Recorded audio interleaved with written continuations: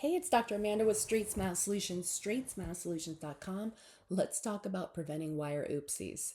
And this is going to be a tricky one to explain, and hope you enjoy my graphic. I had a photo, I couldn't really use it, and it was from a weird angle. So I wanted to do one that would make sense to you guys. So I had my artist draw it. And yes, I have to pay for these things. So thank you so much for supporting my channel, for the art I make for you to help educate you for free. So always appreciate you subscribing. And if you can do more, like take one of our courses or even get a mentoring session with me. We have one for as little as 20 minutes, one case. We have those available. Straightsmilesolutions.com. Anyways, preventing oopsies. What happens when you put a wire in? Okay, here's a wire. Let's say this is like a light wire because teeth are rotated, right? Dude goes in, ligated nicely, all the way ligated. Goes in. Sorry, they did a nice, terrible job with the bracket artwork, but you get the idea. It's really hard to teach a graphic artist how to make ortho brackets. Anyways, goes in, okay? This wire is designed for the buccal tubes, okay? It's designed to come out the back. Like there should be a tiny bit of wire always coming out the back. Always. Then you trim it. And there's like that little nubbin, right? That's the way it's designed to be. That way the wire is fully along working on the tooth. Now what happens if you either one of two things can happen, especially when you're in a light wire and the teeth are all wonky and stuff like that. What happens if you just, when you're getting your wire and you're trimming it down, trying to get the right length, sometimes we're trying to trim it as close as we can, but sometimes we over trim it, right? We're like, shoot, I made it too short on that one side. Oh, well, let me see if I can just jam it in the hole and get it to stay. So they just put the tip in here, right? So the tip is right here, but this is all empty. The wire is supposed to go the whole span. Then you trim it. There's a little thing at the end. If needed, you put some wax on it. You can also cinch it down if you need to. Depends on the case. Cinching is a whole nother thing. Don't just do that.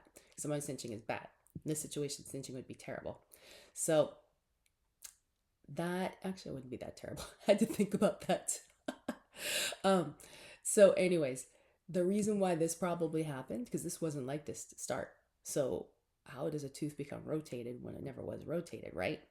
Must be some weird force. But I'm looking at, initially we looked at the case and the doctor was like, well, what's wrong? The bracket's in the hole. And then we found out the bracket it's in the hole until there. It's not all the way through the hole. That's why that happens. So it's going to basically push it in, but you don't have the wire going this way, which also provides the counter moment to pull it forward at the same time. So we have to be pushing and pulling at the same time. If you're only doing the pushing and not the pulling, you get a rotation, okay? And unfortunately, in some cases, if you forget about this too long, a patient goes away for the summer, disappears, you forget about calling your patient forgot the schedule, you lost their number, this can get pushed out of the bone. And guess who's liable? Well, that would be you, the doctor. You're liable. This is actually a huge problem. And people don't realize that you can get sued for this and you should get sued for this. Oops. So remember, even if you're not doing weird mechanics, I'm not saying TADs are weird and there's a lot of really off, strange stuff that I call these mousetraps. Even if you're not doing mousetraps, and if you don't know what a mousetrap is, go into my channel, put in the keyword mousetrap. Anything I say, there's already another video on it, usually. And if there's not, tell me, I'll make one. Mousetraps.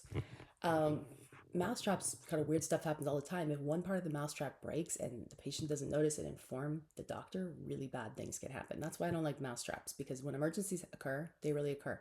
With braces, when emergencies occur, they really occur, and real bad things can happen if you don't get on it soon. So you don't have the wiggle room, oh no, I can't get you in for 2 weeks. No, they have to be in tomorrow. And no, doctor, you're not on vacation. You got to come back. And no, unless you have someone to handle your emergencies. So this is what I'm trying to get at. Before you start getting into braces, think about these things, okay? The other thing is sometimes what happens, it might not be that the staff made it too short. So just in case you're a consumer and you're listening to this and you're like, oh no, this happened to me, my staff is bad. No, might not be. Could just be the wire shifted.